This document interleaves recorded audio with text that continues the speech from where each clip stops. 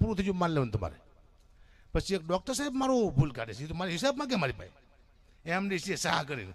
એ doctor એમ કહેતા હતા, કાકાબા ગઢવી તમે 3-3 લાખ રૂપિયા લો છો તો અમે તમને કોઈ દી પૂછ્યું તમે પૈસા ઓછા કરાવો ડૉક્ટર પાસે? મેં કરાવ્યા છે. એ બિલ તો પરા પીપળીને હાયર સમાજે આપ્યું હતું, ભાઈ ગઢવી અમારી ગૌશાળામાં નોકરી કરે છે તો અમે આપશું, મેં તો ખાલી ઓછા કરાવ્યા, મારો વાંક છે.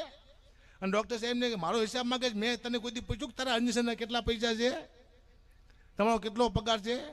કોરોનામાં મેં મારા બેંક બેલેન્સ ખાલી કર્યા હતા, તે કોકના બેંક બેલેન્સ ખાલી કર્યા ડૉક્ટર સાહેબ, કોકને ચીરી નહીં ખાતા તમે. અમે તો સરકારી ડૉક્ટર આવી સલાહ જ ન અપાય, એને ખાલી એમ જ કહે કે અમારી ભૂલ છે.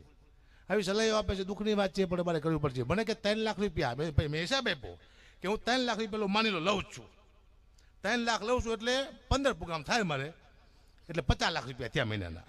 12 મહિનાના 6 કરોડ રૂપિયા થાય, એટલે 20 વર્ષથી પ્રોગ્રામ કરું, પણ 10 વર્ષ ગણી એટલે 60 કરોડ રૂપિયા મારી પાસે હોવો જોઈએ.